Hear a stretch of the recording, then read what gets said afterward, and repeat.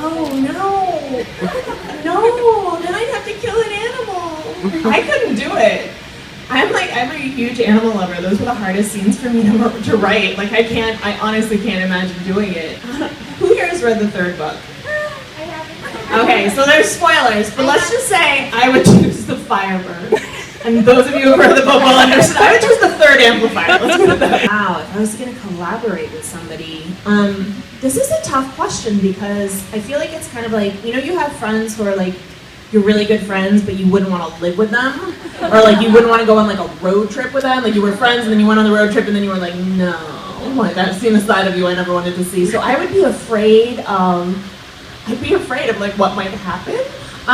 I mean, I would love to write with Laini Taylor. I think she's just so amazing. And I just like her as a person too. But we have totally different processes. Like I outline. Laini is very much about like she writes and then she rereads what she writes and then she goes back to it. And I think we might kill each other like before the first week was up. I mean, honestly, I would love to write with J.K. Rowling just so I could meet her. But I would probably spend the whole time being like, you write, and I'll just watch you. What genre do I see myself writing other than high fantasy? Well, I have a horror story coming out in a book called Slasher Girls and Monster Boys. Yeah. I don't know if you guys have seen the cover, but that's like one of my favorite covers of all time. It's so creepy and weird. It comes out in August, and there's like an amazing group of authors who wrote stories for it. I also have a story coming out in Stephanie Perkins' new anthology. You know, she did My True Love Gave to Me. She's doing Summer Days, Summer Nights, which comes out next year. And that story is set in our world. It's set in a small town in New England. But of course, it's not an ordinary town because I'm not interested in real life. So I think everything I'd ever write would have some kind of fantastical element. But I really enjoy writing stories that are set in our world with a magical element. So I could see doing more of that in the future. It's also fun to like, you know, when you're writing fantasy, you're like, then it's different. If it's set in our world, a guy can just drink a glass of orange juice, as opposed to like, you know, in fantasy, it's like you have to talk about all the peasants who died to like bring the glass of orange juice to the table, you know? So it's like, it's sort of fun to be free of that.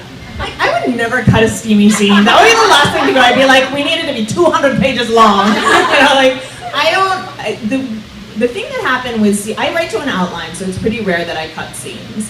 And my books tend to get longer on revision, like there are gaps that have to be filled in. Like with Siege and Storm, what happened was there were a bunch of events that originally were part of like the battle scene, that scene had gotten to be over 100 pages long. And there was just too much happening, and it's sort of like there's diminishing returns. Like you have one big moment, or one big death, or one big trauma, and it's like if you just keep repeating that, they start to not be important. So, and also the book was getting too long. So I actually took a bunch of events that I originally imagined at the end of Siege and Storm, and I put them in the middle of Ruin and Rising, and sort of restructured everything. But the actual moments did not change radically. There's like one small scene that I cut that was like a flashback of Tamar training Jenya to fight. But it wasn't a steamy scene. I guess it could have been, but it wasn't a steamy scene. No, I would never cut. That's the thing is like I kind of have this dream of like having like a secret fan fiction account and just writing secret sexy fanfics for characters. Probably should not. Okay, well, 1800s Russia for me, it was really a two-part thing. You know, I am a huge Game of Thrones fan, huge Lord of the Rings fan. And a lot, I mean, I grew up reading Tamora Pierce and Robin McKinley, and yes, bless. But the majority of fantasy I read, and it's certainly not, like, there's a lot of other stuff out there now. There's Cindy Pon and Melinda Lowe and N.P. Jemisin. Like, there's a lot of non-Western based fantasy, but most of what I grew up on used medieval England as its point of departure, you know? And it's like, I love that. You know, I love broadswords and tunics and mead and let's go to a tavern. But let's all go. But I wanted to do something a little bit different and take readers someplace a little bit different. And Russia felt like, as soon as I started to think about it, really felt like the right fit for my world. In terms of why 1800s and not, say, medieval, you know, Kievan Rus, like, it was really, I wanted to answer the question, what happens when you bring a gun to a magic fight? So in the 1800s, you have things happening like the advent of the repeating rifle and the Gatling gun, and I really wanted there to be this tension between the rise of modern military technology and magic. As for Six of Crows, you know, if you read the trilogy, you hear about all of these other countries. And the whole time I was writing Six of Crows, I was thinking, you know, I really want to do a novella set in Kerch, because Kerch is kind of like the anti-Ravka, right? Ravka is like really isolated. It's really, you know, it hasn't industrialized. It's a little bit like sort of backwater. Has a kind of almost fairy tale feel. And Kerch is this like trading superpower. Everybody else has been fighting wars. Kerch has stayed neutral, and they're wealthy. They're like this little hyper-capitalist trading nation.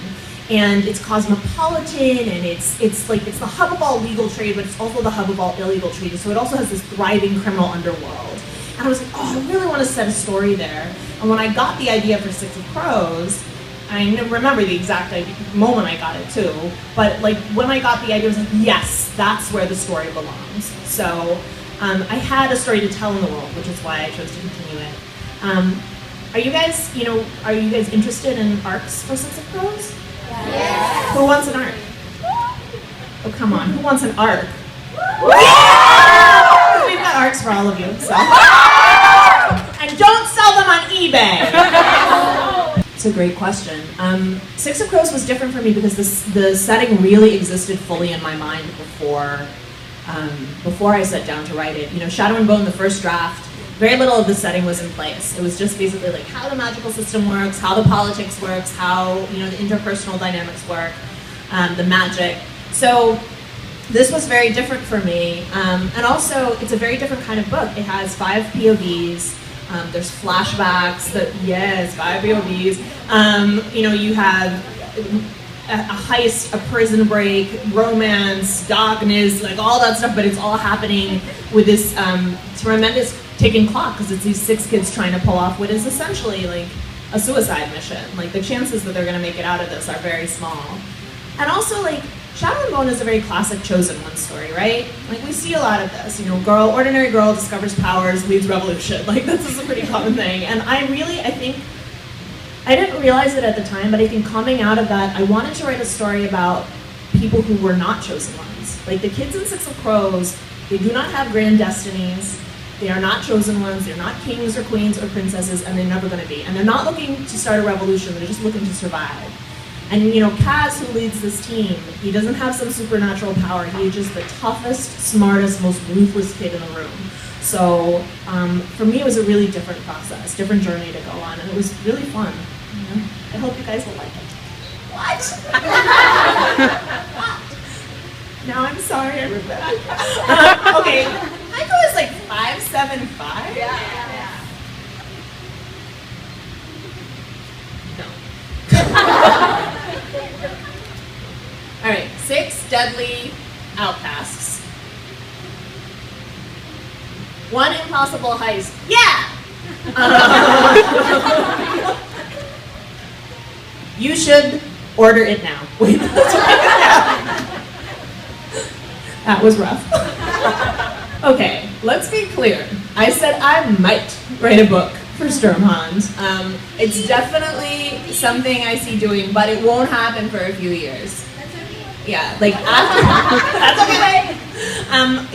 After I finish, right now I'm working on the sequel for Six of Crows. And when that's done, I'm gonna take a little break from the Grisha for a little bit. Like I need to leave those characters be. That said, I've always known what his story is. I know who he's gonna end up with. I know how it's all going. Not for a while. And as far as like why him, I mean, I think if you read the trilogy, it's pretty clear why. Like there's a much bigger story that exists for this character. And I think also like, you know, when I first wrote the outline for Siege and Storm, it was when I was still working on Shadow and Bone, and I was sort of taking notes for this, and there was like a line in the outline that was like, they need a privateer. So you write that line, and then you start writing the book, and all of a sudden this guy basically walks in and just starts talking, and he won't shut up. Like that's Sturmhond. And I think I didn't realize it, but I think there's so much darkness in these books. For me, he was like keeping me company. You know, he has this confidence and this optimism. And that is so, you know, most of my characters are like, do I have what it takes to meet the challenge? Is this right? Is this wrong? And Stormhound's like, yeah, I'm good. I love writing him. What was my inspiration for creating the Grisha world? I mean, I guess my question is which part of it? Like, it didn't arrive fully formed. Like, is there a particular part of the world? The whole trilogy? I feel like I've told this story many times, so if I'm being redundant, forgive me. But, so I used to be a makeup and special effects artist. And the thing is, when you're a makeup artist, around Halloween time, you get really, really popular. Like people, like people who are like Facebook friends who haven't heard from in 2 years are like, hey, I really want to be Lady Gaga. Can you come over to my house and make me up for free? So my strategy for dealing with this is always basically to leave town at Halloween. It's my message to you guys, run away from your problems. But so I would leave town, and we got invited to go to a Halloween party in Mammoth, which is it's in the mountains near Los Angeles. And I went, and I offered to do the host makeup for free, and I ended up doing free makeup for like 3 hours straight while the party was going on upstairs. And now I would be like, I would just shut it down. But at the time I was like, okay, sure, I'll do it. So I came out of this, I was mad, I didn't want to talk to anyone, and the next night they were like, oh, let's go to dinner. I was like, no, you go to dinner. I'm staying here and I'm reading my book. And I was staying in this house all by myself. Everybody had left. And I fell asleep while I was reading my book. And when I woke up, the sun had set and it was pitch black. Okay, like, I don't know if like in LA it never really gets dark. Maybe that's true in Manila too. Like it always like, there's like this ambient light. This was country dark where you cannot see your hand in front of your face. And I'm standing in this house and I'm completely terrified because I don't know where anything is, and I'm convinced somebody is in the house, that somebody has come in the house and getting ready to like murder me. Because that's what they do, they wait for you to wake up. And I was like, I'm just standing there like totally freaking out, and when I finally calmed down, I turn on every light in the house, and I check under all the beds and in all of the closets, and I lock every door. And I have this moment where I realize, like, no matter how old you get, no matter how smart you think you are, that fear of the dark never really goes away, right? There's always something in the closet or under the bed. There's always something waiting in the woods. And I thought, well, what if darkness was a place? What if the creatures you imagined lurking in the dark were real and you had to fight them on their own territory? What would that place look like? What would those creatures look like from evolving in the dark? How would you fight them? What kind of magic would have created it? Why would you go in there in the first place? And all those ideas became the Shadowfold, and every other idea in the trilogy really sprang from that initial moment. So the question is, did I mean for the Darkling to be appealing and sexy? Yeah. Like, if I didn't want you to like the Darkling, I would have like had him drown a kitten in, book 2, or I would have made him suddenly, like he would have Vadered or Voldemorted, where all of a sudden his evil starts seeking through the spores. But for me, I always felt like, the most dangerous people in our lives don't walk in wearing a sign that says, hey, I'm evil, ignore me. I'm dangerous. They walk in being beautiful and brooding and charismatic, and they know how to manipulate you to make you become attached to them. And for me, the challenge was always like, nope, I'm just going to keep him hot.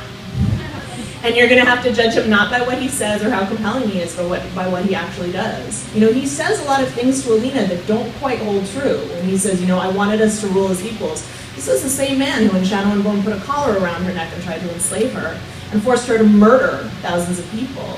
So, I always sort of feel like I think if I had read these books when I was younger, I absolutely would have shipped Alina and the Darkling. But I also feel like that's what fan fiction is for. Like, there are things that, for me, belonged as canon and things that didn't. I mean, the Darkling is a main love interest. In a way, but he was still the antagonist. Well, yeah. I mean, absolutely. I mean, I think that you can be a love interest and an antagonist. That's kind of the point.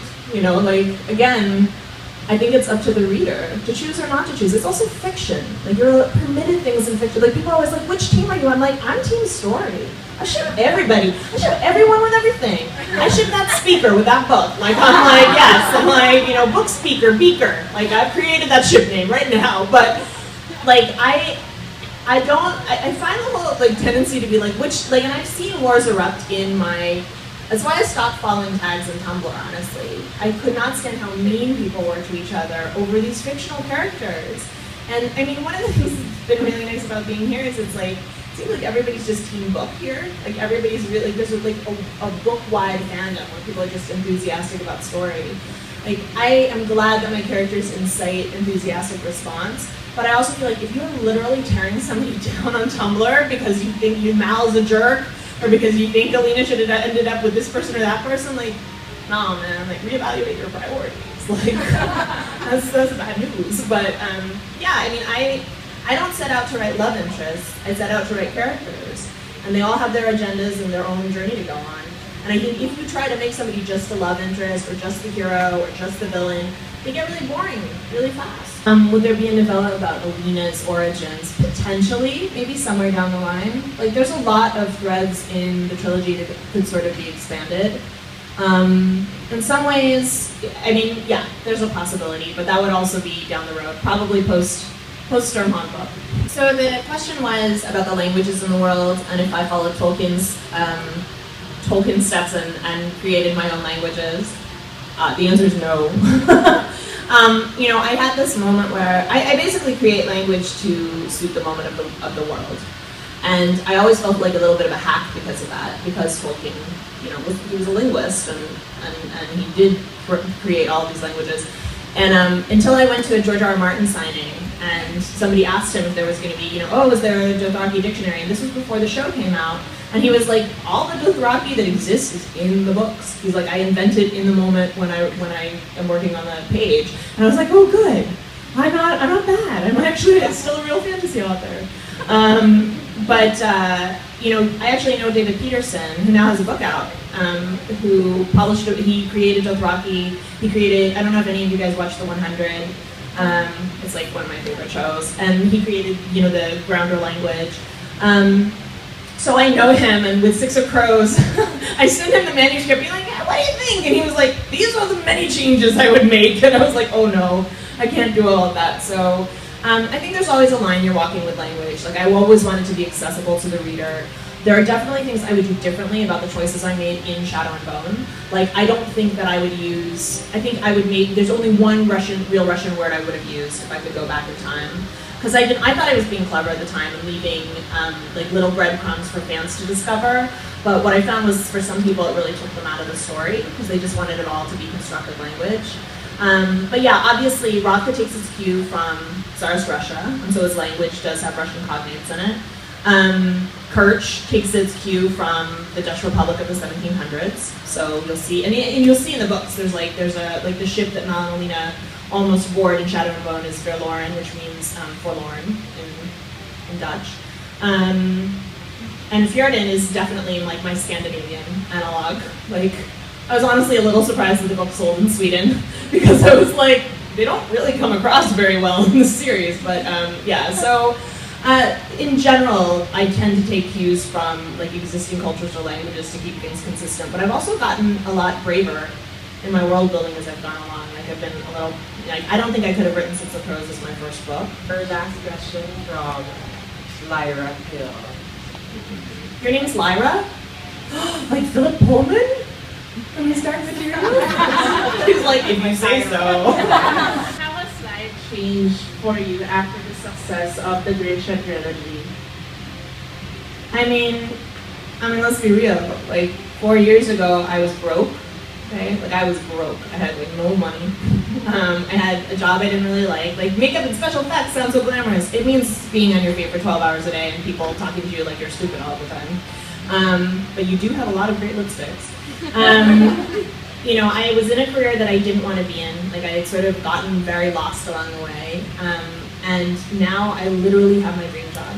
Like, I literally have the job I dreamed of having when I was a kid. My friend drew a picture for me when we were 14 years old for my birthday. It was me at a book signing. Like this, and I have it still.